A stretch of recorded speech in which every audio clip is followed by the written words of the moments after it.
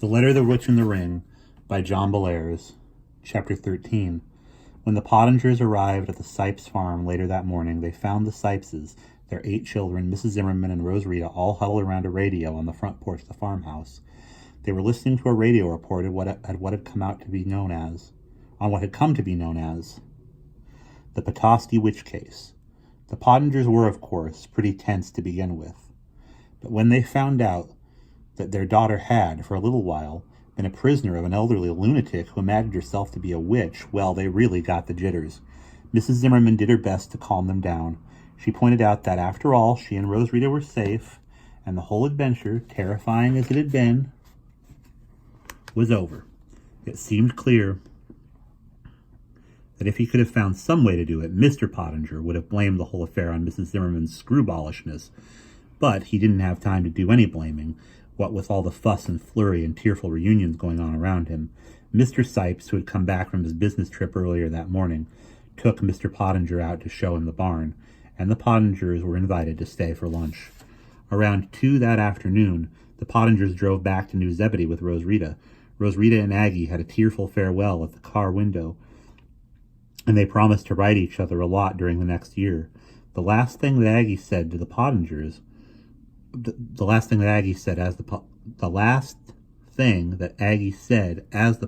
were going to drive away was, "I hope you don't get a flat tire. They're awful hard to fix."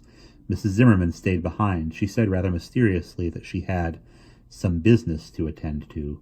Rosarita figured that it had something to do with the magic ring, but she knew from past experience that Mrs. Zimmerman wouldn't tell her anything more until she was darn good and ready. About a week after she got back to New Zebedee, Rosarita received a purple-bordered letter in the mail. Inside was a piece of lavender-colored stationery, and on it this message was written. "My dear, I'm back, and so is Louis. For the time being, it seems that the pump that supplies the water to his camp broke down, and they're sending the kids home till they get it fixed. Sometime or other, Louis will be going back for the rest of the camp session, but in the meantime, you are hereby invited to a coming home from camp for now party for Louis at my cottage on Lion Lake next Saturday. Plan to stay overnight if it's okay with your folks. I'll be around to get you and Bessie after lunch. It should be a lot of fun. Bring your swimming suit. Yours, Florence Zimmerman. P.S. Don't bring any presents for Louis. He's bringing home enough stuff from camp as it is." Rosarita had no trouble persuading her mother to let her spend the night at Mrs. Zimmerman's cottage, and so on Saturday off she went, valise in hand, to Lion Lake. All the way out to the cottage, Rosarita tried to find out if Mrs. Zimmerman had discovered anything about the ring, but Mrs. Zimmerman said nothing. When they pulled into the driveway of the cottage, there was another car parked in front of them, Jonathan's car. "Hi, Rosarita." "Hi, Rosarita. Gee, you look great." There was Louis. He was wearing his bathing suit. "Hi yourself," Rosarita yelled, waving. "Where'd you get that suntan? Out at camp?" Louis grinned happily. He'd been hoping she would notice. "Yeah. Hey, hurry up and get into your suit. Last one in is a wet hen." Louis reddened and covered his mouth with his hand. He had heard some of the story of Gert Bigger and the ring from Jonathan, and he knew what he had said. Rosarita glanced quickly at Mrs. Zimmerman, who was coughing rather loudly and trying to blow her nose at the same time. As soon as Rosarita had gotten her suit on, she ran down the long sloping lawn and dived into the water. Louis was there ahead of her. He was swimming, back and forth, up and down. It was only dog paddling, but for Louis that was something. For as long as Rosarita had known him, Louis had been scared of the water. Usually when he went in, he just stood around and splashed or floated on an inner tube. Rosarita was overjoyed. She had always wanted for Louis to know how to swim so they could go swimming together. Of course, he was still scared of deep water, but he was getting more confident. Next year, he said, he'd get his intermediate swimmer's card for sure. Later, Rosarita and Louis were sitting on the lawn with towels wrapped around them.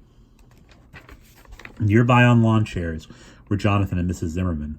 Jonathan was wearing his white linen suit, which he only wore on special occasions during the summer. The last special occasion had been VJ Day, so the suit was looking rather yellow, and it smelled of mothballs. Mrs. Zimmerman was wearing a new purple dress. She had thrown away the one she had been wearing on her vacation, because there were so many unpleasant memories associated with it. She looked rested and healthy. On a small table between her and Jonathan was a pitcher of lemonade and a plate heaped with chocolate chip cookies. Louis looked at Mrs. Zimmerman with awe. He was dying to ask her what it had felt like to be a chicken, but he couldn't think of any polite way of putting the question. Besides, she was likely to be sensitive on the subject. So Louis just ate his cookie and drank his lemonade and said nothing. "All right, Florence," said Jonathan, puffing impatiently at his pipe. "We're all dying to know. What did you find out about the ring, eh?" Mrs. Zimmerman shrugged. "Almost nothing. I searched high and low in Ole's house, but all I found were these." She dug into a pocket of her dress and handed Jonathan 3 or 4 very rusty iron rings. "What are these?" he said, turning them over. "Are they rejects from Ole's magic ring factory?" Mrs. Zimmerman laughed. "No, at least I don't think they are. I found them in a bowl in the back of the cupboard in Ole's kitchen. Do you really want to know what I think they are?" "What?" "Well, the Vikings used to wear leather breastplates with iron rings sewed on them. They called the breastplates brinies, I think. Anyway, these rings look like some I saw once in a museum in Oslo. I think Ole might have dug these up along with the arrowheads and the ring." "Now wait a minute, Florence. I know I've got a beard, but it's not long and white, and I've still got most of my marbles. Are you trying to tell us Vikings brought that ring over to America with them?" "I'm not trying to tell you anything, Weirdbeard. I'm just showing you what I found. You can think what you like. I'm just saying these rings look like Viking artifacts. The Vikings roamed all over the world. They even went to Constantinople, and a lot of the treasure of the ancient world found its way there. There are thousands of other ways they might have found the ring, of course. I don't know. As I say, you can think what you darn please." Mrs. Zimmerman and Jonathan got into a very long, pointed argument over whether or not the Vikings ever came to America. In the middle of this, Louis interrupted. "Excuse me, Mrs. Zimmerman, but—" Mrs. Zimmerman smiled at Louis.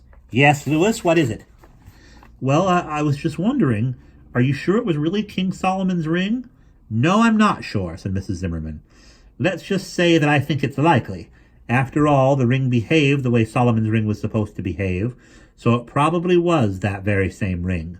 On the other hand, there are lots of stories about magic rings that are supposed to have really existed. Some of the stories are true and some of them are false. It might have been one of the other rings, like that ring of the Nibelungs. Who knows? I am, however, fairly sure that it was magic." "What did you do with the darned ring?" asked Jonathan. "Ha! I've been waiting for you to ask that. All righty, if you must know, I melted it down in Ole's cook stove. One of the properties of gold is that it will melt at a fairly low temperature, and from all I know about magic, once a magic ring loses its original shape, it loses all its powers, too. Just to be on the safe side, however, I put the ring, or what was left of it, in a baby food jar along with some lead sinkers. Then I rented a rowboat and rowed out on Little Traverse Bay and dropped the jar into the drink. Good riddance to bad rubbish, as my father used to say." Louis could not contain himself any longer. He had heard from Rosrita the story of how Mrs. Zimmerman had failed to remake her magic umbrella, and he felt bad about it. He wanted Mrs. Zimmerman to be the greatest magician in the world. "Mrs. Zimmerman," he burst out, "how come you wrecked the ring? You could have used it, couldn't you? I mean, it wasn't really evil, was it? You could have done something really good with it, I'll bet." Mrs. Zimmerman gave Louis a sour look. "You know who you sound like, Louis? You sound like those people who keep telling us the atomic bomb is a really wonderful thing, that it isn't really evil, though it's been put to evil purposes." Mrs. Zimmerman heaved a deep sigh. "I suppose," she said slowly, "I suppose that Solomon's ring, assuming that's what it really was, could have been put to some good use. I thought about that before I melted the thing down. But I said to myself, do you really think you're such an angelic creature that you could resist the urge to do nasty things with that ring? Then I asked myself, do you want to sit on the blame thing for the rest of your life, always worrying and fidgeting for fear someone like Gert Bigger might grab it away from you? The answer to both those questions was no. And that is why I decided to get rid of the ring. As you may know, Louis, I don't have much magic power anymore. And you know what? It's a relief. I'm going to spend the rest of my days snapping matches out of the air and trying to beat Weirdbeard over here at poker.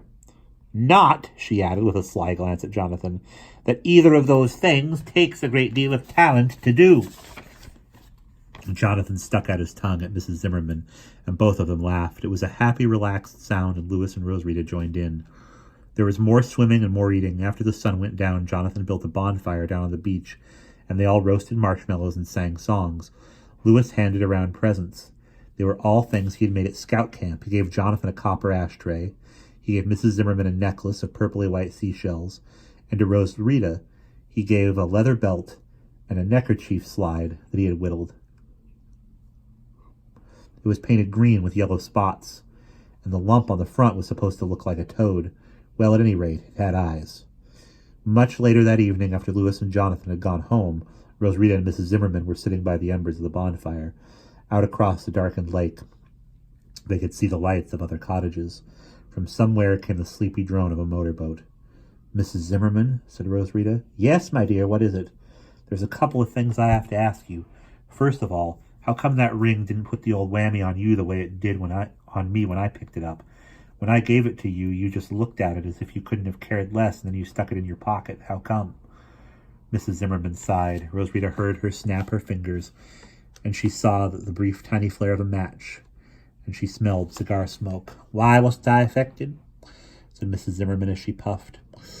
"You know, that's a good question. I guess it's because I'm really happy the way I am, you see. I think a ring like that can only ever exercise power over someone who isn't satisfied with himself. Or herself." Rosarita blushed. She still felt ashamed of what she had tried to do with the ring. Did you ever tell Uncle Jonathan what I was going to do when you stopped me?"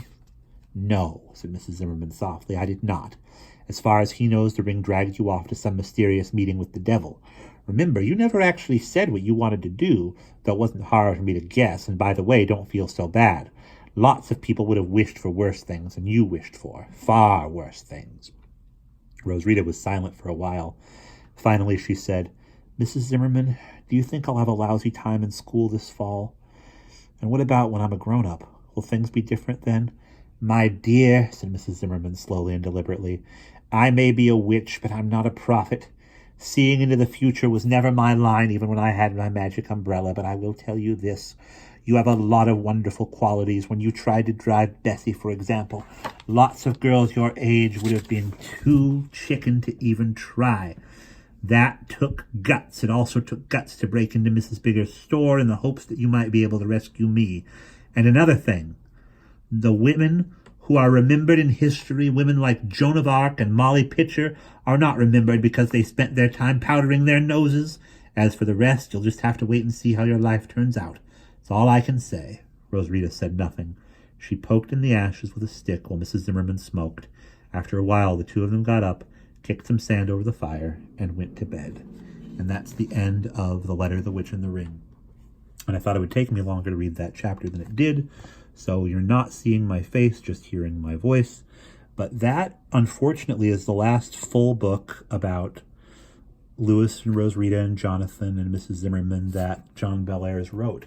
Now, he wrote the outlines and parts of a lot of other books about them. Some of them are okay. Some of them are mediocre. I have one of them, and it's up to you to ask if you want to hear them. There are a lot more books about Johnny and Fergie and the Professor than that I can still read to you, all of which I have. And I also have the Anthony Monday books, which I will read to you at some point.